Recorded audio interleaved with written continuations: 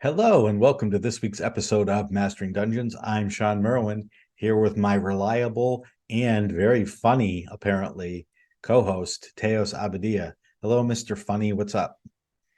I realized I wore this shirt on a day that we're talking to Rob Schwab.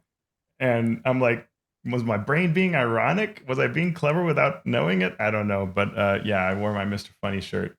I think, honestly, truth be Nice. told, it was because I'm heading towards a colonoscopy this week. So I'm trying to keep my spirits all super bright with the prospect of not eating at all for an entire day. And Yeah, that's no fun. And I think colonoscopy might be a spell in Shadow of the Demon Lord. I'm not sure.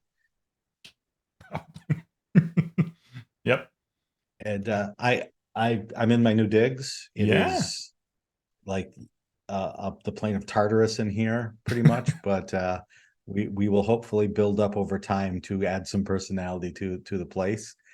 Welcome to So your it's new great to be place. coming to you from the new place. But as Teo said, we will be talking with Rob Schwalb later in this episode.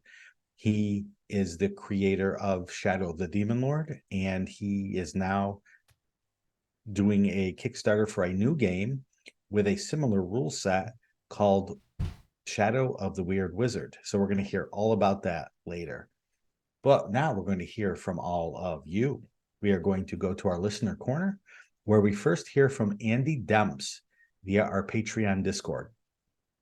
I've kind of edited this question down a bit, so bear with me. I'm halfway through reading an adventure from Wizards, and I'm trying to figure out if it only really gives me half of what I want or need to run an adventure, while making some odd choices like if you fail the ability check, you lose the contest, take damage, and end up prone. Okay, I'm prone. What happens next? Nothing. Or on the 10-mile high mountain with a spontaneously erupting volcano that chucks boulders, but no lava or gas. I digress. Or is this how they think 5e is played with an eye toward streamed actual plays, which they've expressed an intention to design for, along with shorter session online play? Geez, did I just submit a listener question? Yes, you did, Andy. And in fact, I think you submitted about four, three of which we're going to deal with today. So let's break this down into two parts, with one part being a dual question. I'm not going to call out any adventure or any particular author here, but let's break this down design wise. The first question has to do with that weird adventure design where if you fail the check, you take damage and fall prone, but so what? As we've discussed many, many times on the show, role playing games are dual beasts. They are games thought of in the most basic sense of competing against something. They're also narrative engines that drive story. You will get lots of situations in adventures or in games where a success or a failure at a particular thing might make sense game mechanically, but doesn't have any ongoing effect on the game mechanics, while it still may have some effect on the story. So, in the sense of this question about getting knocked prone, as a game designer, yes, getting knocked prone when there's nothing around to hit you doesn't seem like it does anything. And you're right, it doesn't, because you're not in combat. So being prone doesn't mean anything in terms of that game mechanic. However, it could mean something in terms of the story, whether it's the story of the character who is now embarrassed because they were knocked down. And it could mean something to the story of the players who get to laugh about this. And it may become a running joke throughout an entire campaign. It may be the highlight of a campaign because this thing happened that's not even important mechanically or in terms of the narrative of the characters. So while it's not pristine, perfect, elegant design to have that, it's not necessarily a bad thing to have. The best game designers will find a way in their games and in their adventures to make that thing important in all aspects of the game. So it would be important mechanically, and it would be important narratively, and it would be important to the meta fun that the players are having at the table. But it takes a lot of design and a lot of thought and a lot of testing to make that happen. So I'm going to stop now and let Teos throw in some thoughts I'll just here. quickly add that, when it comes to 5e, sometimes what happens is an editorial pass that'll say, well, if you fell and you took damage, you've got to be knocked prone, because that's just how it works mechanically. And so someone could have just said, this has to be there. It could have even happened at the end. Or maybe the person writing it was like, well, I need to be thorough. Here's how the mechanics of 5e work. So I've got to note this, because it is, even though it's meaningless from the tactical perspective. But I agree with you, Shawn, that sometimes these things can actually be great fun. And I'm reminded of a time that we ran Fate, and I'm pretty sure we weren't running it well. But there's this concept of zones, and so the battle moved to another zone, and it left a player in an empty tavern. And the DM had them roll to get out of that zone, and they failed. So he laughed about how he had run into a table and stumbled over the chairs, and now he's on the ground. And then the next round, he does the same. And basically, he never got out of that tavern. So it was just this comedy about how he kept just, he's caught up in the curtains that are by the wall. And then he's, stumbling onto the bar and slips and falls. And just, it became actually a ton of fun, even though it was mechanically very dumb. And the DM should have just said, of course you can move. There's nothing impeding you. But it became quite hilarious, right? Yeah. In fact, sometimes I think it can be fun to put a game mechanical thing and a story thing at odds, where if you win the game part of it, you actually lose the narrative part of it. There can be fun in creating that drama and that tension. Just keep that in mind in case it comes up again later. So that was one about this adventure design thing. Two was creating adventures for streaming as opposed for playing. And there's been a lot of talk about this, and it's been brought up by designers, it's been brought up by fans who are either hoping for it or are worried that it will happen. And to be honest, among people where I've sat down and talked about game design, this has never come up. Because I think most people try to create stuff, and I know that this applies to me, try to create stuff where you're creating a tool for the game master to run the best possible session they can run, and turn it toward an experience that you want them to have. And that's the best thing that you can do. I'm not going to worry about whether the game master is running it for a group of friends in private, for a table of players in public, streaming it, whatever. I'm going to do that. Are there ways to make the game or the adventure work for streaming? Possibly. I don't know enough about streaming and live play and dealing with the chat while you're running the game to even go that far down that rabbit hole yet. But I think if you make a good game or a good adventure, it's going to work for everyone. Yeah. And that's where my focus is sort of sitting right now. Yeah, I don't see a lot of evidence of really any game strongly working on a streaming or virtual tabletop design, possibly with the exception of some of the Critical Role adventures, though it's hard to separate the kind of thinking analysis bias you bring to anything they provide, just because they are so keyed on streaming. But a lot of what streaming does when it's highly successful is in creating drama around the characters. And so systems or even just stories that bring out those characters will succeed. But that doesn't mean that the entire game needs to change, right? I mean, we were watching fantastic, compelling streams of fourth edition games and fifth edition and Pathfinder and you name it, right? There are great streams of all kinds of systems. I don't know that that's the secret sauce is not the system. Obviously, you want the system to not get in the way or have strong negatives, But I mean, a DM can work wonders with almost anything. And so I don't know that a stream for, Honey Heist is necessarily better than a stream for 5e. No, right? It's really up to kind of the magic that all the players are going to bring in. And that's the emphasis that I think happens away from the mechanics.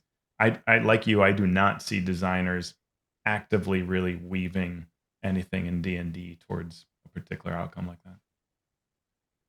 Mhm. And the third question there that we're going to talk about is creating adventures or games for shorter or online play sessions. And I think this has been something that designers and developers and adventure writers have been thinking about as the game progresses, not in terms of the rules, but in terms of how it's consumed and how it's used. I know since third edition D&D, I've been thinking about this. What needs to go into a 4-hour experience versus what needs to go into a 1-hour experience, and everything in between. And so, yes, you can design, and you can, as we'll talk about with Rob later. Rob's game is meant to be played in a full campaign in 10 short sessions. Mm-hmm. So that design of the game system and the adventures and the whole campaign structure does take that into account. And I think that is important for game designers to think about. Yeah, I agree with that absolutely. And the pacing of how you're approaching scenes, I think, is also something that sees a lot more attention these days, right? So the idea, and it's even in this adventure that Andy's talking about the idea, where do you give breathing room to the adventure versus where do you really detail what happens? Um, those are questions that 5e, the D&D has wrestled with a lot, right? Because it is a game that has shifted in what it exactly does at the table, and the degrees to which it's doing things like combat versus narrative. And so I think there's a lot of attention to it and a lot of attempt to change scenes and try new things around that. And that may be more of what we're seeing in this particular example, is someone's attempt to provide some breathing room in some places, but walk that delicate line of somebody who's not used to that still has the supporting structure they can do to just run that scene and move on, or they can breathe life into it. Could that be better? Yes, but that's always word count, right? And it is tough. And so I think sometimes the idea is we want the adventure to do all of this, including this travel and this stop at this place and have these conversations and then this exciting scene, and only in this word count. And maybe that's just too much of a goal up front, but it is what it is. What I would love to see is more ways that DMs can see that and know exactly what to do with it. Yeah. Yeah. And speaking of that question of DMs and what to do with it, Kurt Ugle via YouTube has this question regarding prescription versus teaching. I truly love your demanding the why of things as you review the 5th edition DMG. On that note, do you use specific strategies in your personal DMing styles? What do these achieve? I have 2 that are not in the DMG, and I hope they are worth sharing. 1, I avoid prescribing a character's thoughts and feelings. When it does happen, I collaborate with the player. Now, why do I do this? This avoids editorial overstep or game master overstep. Players are not passive, and they are in charge of their character stories inside and out. I will say yes.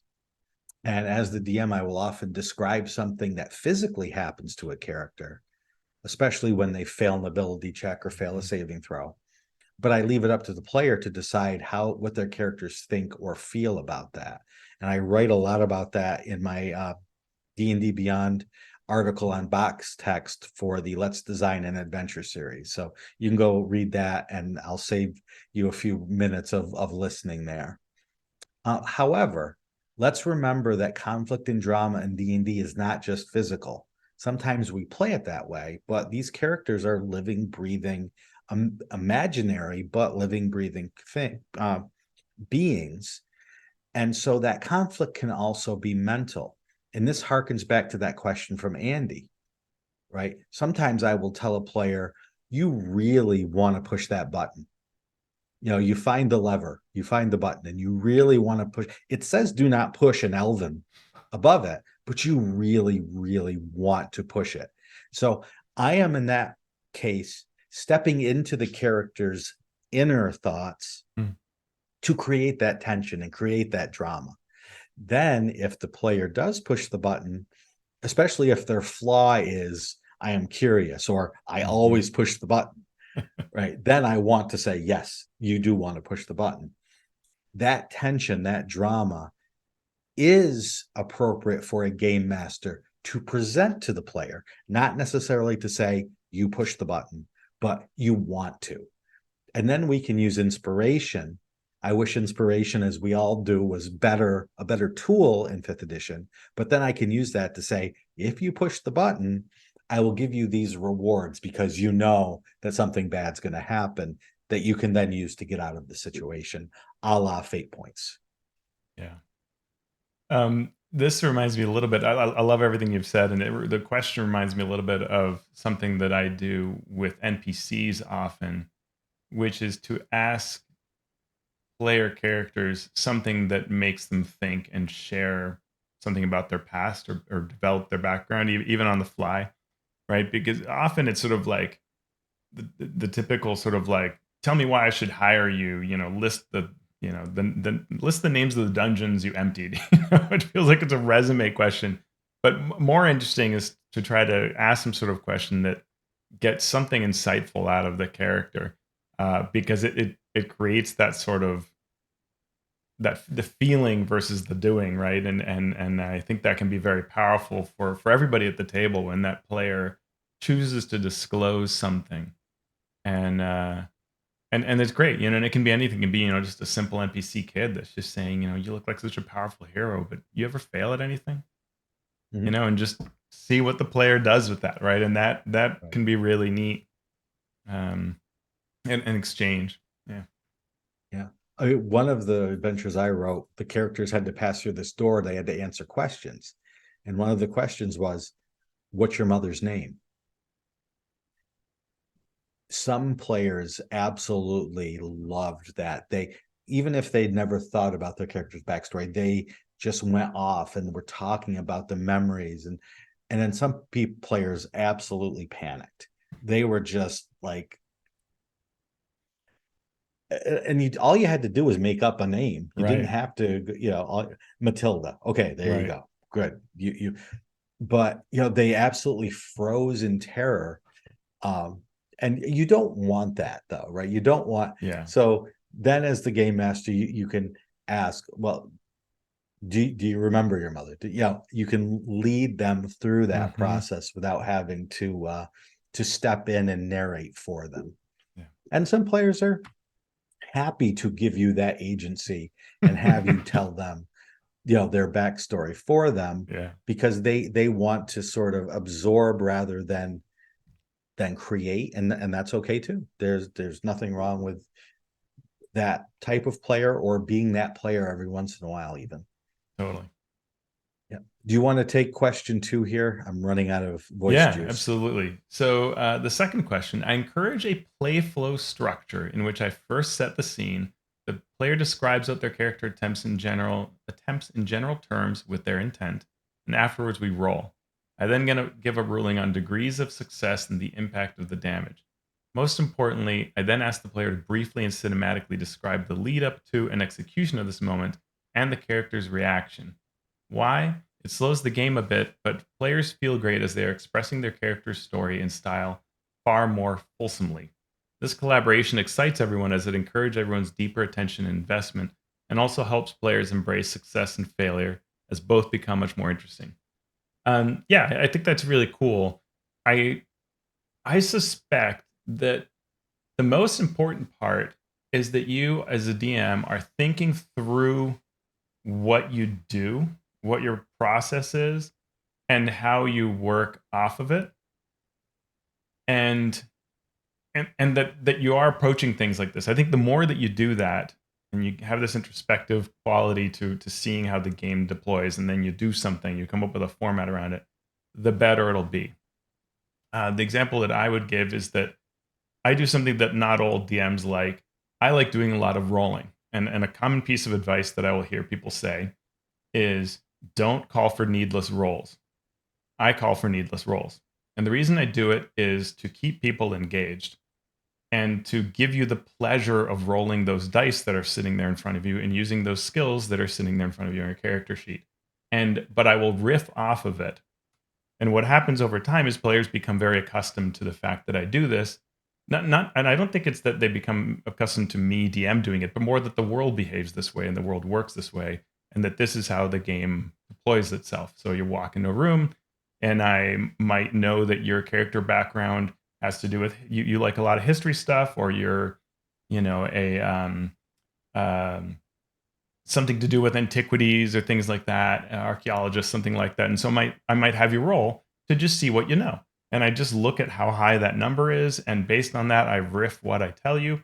And hopefully that piques your interest and makes you say things and respond and whatever. And it's not a needed roll. And I could have just given you information, but I'm in charge of that, right? I'm not going to screw the players over this. I'm working through it and deploying that. And so there'll be these constant reasons to roll and do little things and pick up little bits. The other advice would be, well, no, don't only just give them the information. Like, why is this even happening? But it's because I like that interplay. And the more important part is that I have that system by which I make that work for the players and for me. I agree. The only thing I would add is the approach given here of encouraging the players to describe things, like with the what's your mother's name. Some people will love it, some people won't. And so it usually only takes one or two times where you ask that question or you prompt someone to add and they hesitate. If they hesitate twice, give them a break, give them a pass, and find the players that love to do that and go with them. Because some people don't want to be that creator in the narrative sense or in the interpersonal, intercharacter sense. So just do it at the table and then step back either in the moment or later and say, how'd that work? Did that get the response I wanted? Did the players seem delighted to be able to do that? Or did they seem burdened by having to do that? And then you can adjust from there. Yeah, that's a great point. There are a lot of aspects like that that really work for some players and don't, right? The whole like, you walk into the bar, tell me about the bartender. Some players really don't like that. I'm not actually a huge fan of it. I don't mind if the entire game's that way, but I don't sort of really love it mixed into everything. But other variations of that, I do. So just, yeah, it's good to keep an eye out and see whether all the players really like that and how to work with them for your particular group. For sure. So thank you for those questions. And now we will get to our news and commentary section, starting with the Tal'Dorei campaign reborn setting, now available on D&D Beyond. And I went, whoop. That is a surprise. So at first I thought, well, of course it's on D&D Beyond. It's a Wizards of the Coast book. And then I thought, wait a second, that's not a Wizards of the Coast book. Or is it? Or isn't it? Well, it's not. So for the first time on D&D Beyond, you can explore the vast continent of Tal'Dorei from the Critical Role show. You can unlock 9 subclasses, 5 backgrounds, and magic items and monsters featured in the Critical Role campaigns. And there's a little tag next to the name. It's the first one I've ever seen that says these magic words, third party. So we now have third-party products on D&D Beyond. I thought that was really super interesting. The third-party tag is amazing because we heard at the D&D Summit and even before that, there's going to be third-party content. And so I was very curious to see what it would look like. And I went to one of my characters and I edited it and I thought, great, I'm going to, give it the cruel feat. Not available. All right, I'll give it one of the backgrounds. Not available. And so I'm thinking, what's going on? Because all of their marketing was very much about how this was all enabled. And so I look, and you have to go to your account, the icon on the top right, and from there you go to your toolbar, pick Marketplace, and then sync my entitlements, which, that's my new pickup line.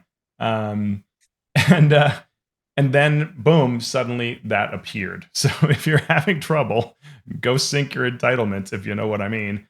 And suddenly you will be able to actually add this thing in. So they did take that work on of making sure that the feats are there, the backgrounds are there, the spells are there, all that kind of thing. Which I think is really huge, because that means now the D&D Beyond team has the experience of bringing in this book, and maybe can better decide, gee, do we want to do this with every third-party publisher out there? If you think of the DM's Guild fire hose of content, would you want to enable that many feat spells and everything, and just how do you filter that out and all that? So yeah, it's a good question. What this will, I hope it's created some real learning lessons at D&D Beyond. Yep. So as Teos said, it unlocks not only the source book, but if you sync your entitlement, you can choose them for your character sheets and all of those special drop-down boxes in the character builder and on your digital sheets and in the searchable listings. You can view the table of contents for free.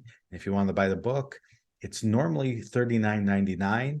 For some reason, I saw it as a 25% off at $29.99. Maybe it was because I'm a pro subscriber or whatever, but it's out there. And there are all sorts of preview articles as well, where you can see, based on their sort of articles about stuff on D&D Beyond, getting reviews of it, what's up there, and so forth. There is a link in our show notes. Yeah, and the other thing that came up, Shawn, is in thinking about this, is this kind of comes out of nowhere. But D&D had worked on 2 books collaborating.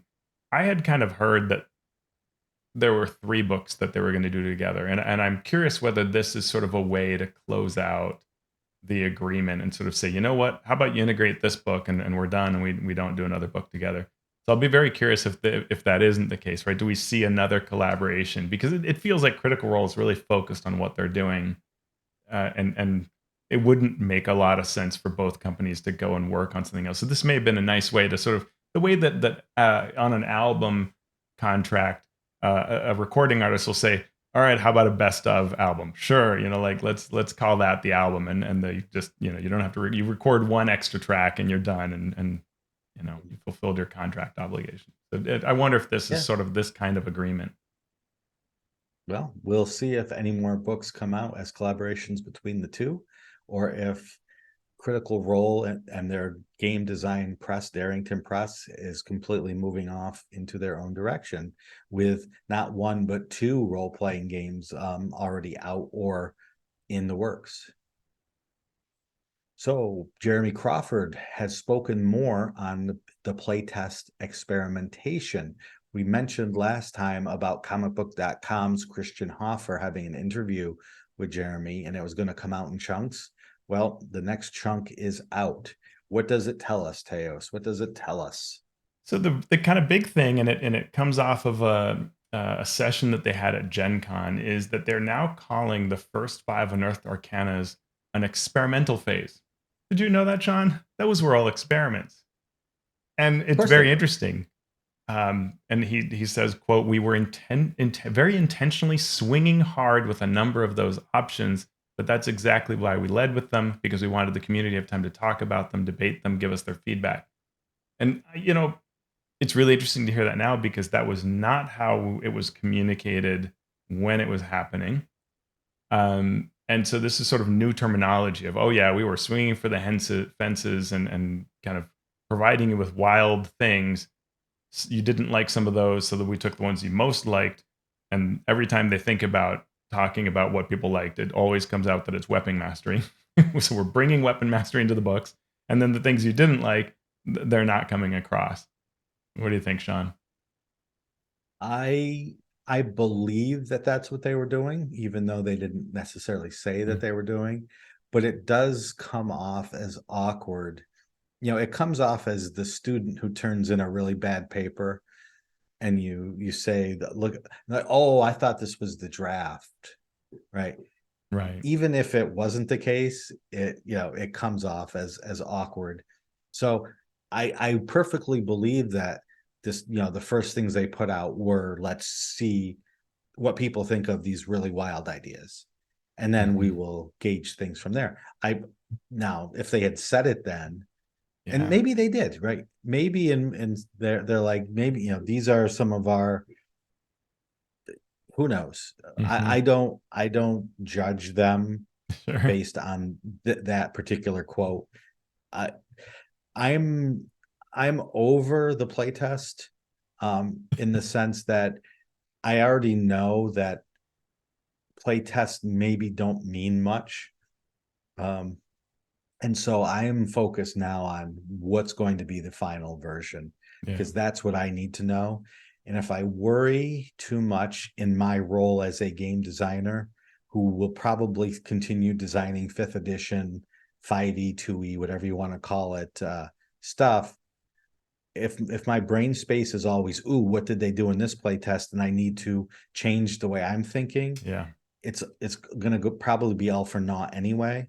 So I'm going to just wait until I get a final draft that I can work with. Yeah, and I think you saw some people trying to sort of adjust their design to reflect what was in those early packets. Mhm. But I just saw it. It seems to me a lost opportunity that they could have said. It's funny as I think more and more about where the playtest is. I actually think we're going to get more and more of what we, like you and I, have said we want, which is don't change a whole lot. Just polish a few things that are obvious and keep the majority of the book. And in some ways, it seems like that's really what's happening, with Mhm. some exceptions. But I think in general, it is going back to being a lot more like 2014. But had they said, we want to try these things, tell us whether you love this thing as a change or whether you don't want this to come forward, that would have been a lot more positive for the community. Instead, would have seen a lot less pushback and a lot more communication, right? Because when someone tells you, hey, I'm going to repaint your car. You're like, I'm sorry, what? Like, I would like to now object. I'm going to fight you. That's the mentality I'm in, right? But if you say, I'm going to show you some pictures of your car in different colors just to see whether you like them, you'd be like, okay, that sounds neat. Show me what it looks like. Those are very different, right? Communications and outcomes because of how you've Yeah, related to me. I agree to a point, but I think at some point there are diminishing returns on the amount of communication that you have to provide to people who are going to not like what you do no matter what. Sure. Um, So, if they Yeah. had come out and said, we're going to, here is your car in many different colors, people are going to say, well, you're the experts. Why are you showing me all of these colors? Why don't you just pick the color that you think is best? Mhm. You're the game designer, not me, right? So there's always going to be a comeback for people who want to come back negatively. And I Yeah. But agree, I better just, communication is better. But yeah. at some point, like I said, there is a law of diminishing returns in the amount of communication that you can provide, because there's always going to be a nit out there to pick in some Yeah. way. I just think the wording, if I think of any video where they've been discussing the unearthed arcanas, it's done with a lot of certainty. We're making this change because here's the feedback we've had in the past, and here's what it's all very like, this is obvious, we believe in this. And now it's like, oh, that was a wild experiment. Okay. Mhm. I just think that could have been done differently. There's another piece Yeah, here that's interesting. Yeah. You yeah. want to say more to No, that? no, no. Okay. I agree. I Yep. agree that, yeah. So they said that a number of experiments are not moving forward despite being above the 70% threshold of playtest approval. And in the interview, Jeremy says scores aren't the full story, and we listen to sort of online discussion and other things as well. Um, while people were often excited by a number of these experiments, there was also a lot of concern about what would this do to the existing game. And so that concerns me in that it sounds like, well, your polling is not really giving you the information you need. And then you're just sort of listening online, which worries me because that's always the super invested players who are grumbling online. And it generally just, as I've said before, worries me greatly that this playtest has not tried to reach out to the vast numbers of sort of uncounted players that are out there playing in gaming stores or in conventions or just, in homes that aren't part of your online hard baked community, right? Well, how do you reach them? You have to reach out to them as D&D Next often did, right? It went to gaming stores with pamphlets, and it went to conventions, and it ran playtests and looked at how people were playing and behaving and what they were doing at the actual table. It did a lot of things like that I don't see this playtest iteration doing. Mhm. Okay, I that wasn't a facetious question. Yeah, I yeah, I was like curious about how yeah. you would have handled it. Yeah, I mean, that's Um, what I thought worked in the past. That I mean, it is hard, right? It is hard because they are the uncounted masses. How do you get into a random person's home game? But I think that this has been a long enough process. They could have slipped things into materials, right? They could have gotten out there and reached out more widely. But I don't see them particularly trying. Other than obviously, there's the banner on D&D Beyond, so that's helpful to those. But also these are enormous. I mean, you and I aren't filling out the play tests, and a lot of people that I talk to aren't filling out the plays because they're just so big that I have to be so incredibly opinionated to fill it out. And hats off to anyone who is. I mean, I am opinionated, but I don't have that time and commitment to it. I wish I did. If it were shorter, I absolutely would, because I would like to. Often what I have is it's one of those tabs on my browser that I would love to get to, but I just never can because I don't have an hour and a half to devote to a survey. yeah. Yeah. How what else does this article say? Yeah, some things that aren't in 2024 may appear in later books. He also points out revised ancestries will be in the 2024 version. So, I think that's that question that I come back to of like, did people really like the change to stone cunning? Is that really worth pulling forward? Okay. There will be spell updates, including ones not play tested. And then in general at Gen Con, there were a number of additional communications, and I got this from watching the Nerd Immersion YouTube channel breakdown. Very, very interesting is the new Bastion system, which is like a base that you can have for your characters. And this can include forms such as like a tower for wizards, so it kind of harkens back to AD&D design. They will allow the use of downtime by the base itself while you're away adventuring. That reminds me of something. And we will see a version of this in an upcoming Unearthed Arcana. But the point is not to run a kingdom. It is smaller than that scope, is what Perkins said. They did also have a clarification that I thought was interesting. So we've heard in the past, like, hey, you could play like a 2014 character and a 2024 subclass and a blah, blah, blah, blah, blah. Mix it up however you want, no problem. But they've now said, kind of strangely, you can play a 2014 character, but you're expected to use 2014 subclasses. So if your class is 2014, your subclass should be 2014. But if you play a 2024 class, you can use a 2014 subclass. I don't quite follow that, but it was an interesting sort of little break in their compatibility logic. And the last thing was that Kyle Brink did reiterate that the new 2024 rules will be added to the SRD, which is awesome. I mean, that's one of those things where I always wonder, are you really going to do that? And so again, that came up as, yes, we are going to do that.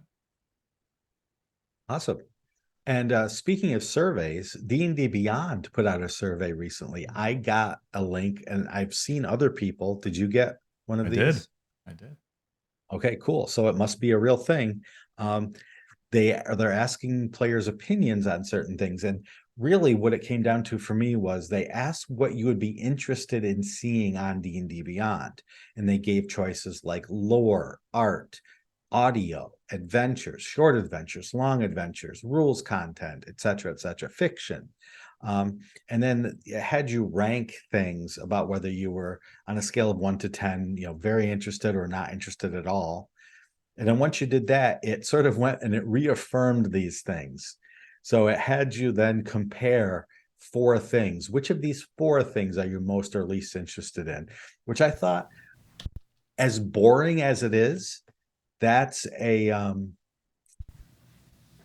is a way to check the validity of it. That's a professional survey system being used. So people were like, they kept asking the same question over and over again. Yes, that's how they get correct answers. And so if you want a professional survey, you're going to have to deal with that repetition. Yeah, absolutely. You really have to get that skew out of it because of how someone interpreted a question. I linked Jared Rasher had some excellent thoughts on the survey and some screenshots where he looks into it. I think obviously there are community concerns about what it would mean and whether it means, hey, there are things on D&D Beyond that you might be offered that you can't buy physically, and is that good or bad for the game? We will have to see, right? Mm-hmm. Yep. So, if you get a chance, take that questionnaire, survey, or whatever you want to call it. And we are discussing it on Mastering Dungeons Patreon.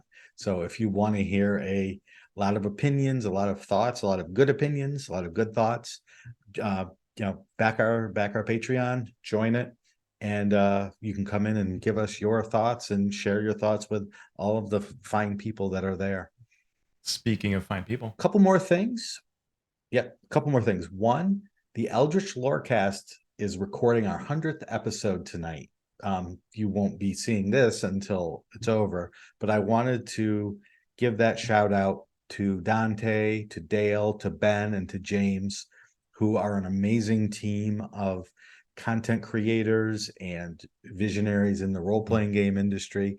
And thanks to Ghostfire Gaming for letting me be a part of that. And so if you do get a chance, in a couple weeks, that episode will come out. Check it out. But I want to say thank you. Awesome. And last but not least, crowdfunding news. We're going a little bit off script here, and Teos is going to tell us about the Internet Con. Yeah, I mean, it ties into things we talk about, like how Kickstarter changed, or even how your D&D Beyond changed, or your Zoom, or any of it, your Twitter, X, etc. Cory Doctorow has been an outspoken person on the internet, writer and journalist who coined the term, let's call it encrapification. And he's, quote, "Here is how platforms die. First, they are good to their users. Then they abuse their users to make things better for their business customers. Finally, they abuse those business customers to claw back all the value for themselves. Then they die." And he has talked extensively about looking at the history of, say, the Google results you get, where Google was once praised as being super fast, nothing to do with ads, just nothing but the hit results that you're searching for, and how different it is today. Or Amazon, where it used to be, here's what other people are searching for, and now it's here's what people paid us to put as a search result, and here are our own products that we chose to give you as the search result for the thing you searched for. So Cory is launching a Kickstarter to fund his next book, How to Seize the Means of Computation. And he says it's time to stop trying to figure out how to save bad platforms. It's time to evacuate them and create better services that are interoperable and open. This is a book that delivers a detailed policy prescription for building evacuation routes for the platforms using interoperability. It's a book that explains what those policies should be, how to get them, and how to administer them so that the tech companies can't wriggle off the hook or cheat their way to glory again. Link in the show notes, or search for it as Seize the Means of Computation on Kickstarter. Excellent. So now, the moment you've all been waiting for, we are going to talk with Rob Schwalb of Schwalb Entertainment, creator of Shadow of the Demon Lord, with his new Kickstarter, Shadow of the Weird Wizard. We'll see you on the other side, and I hope we survive.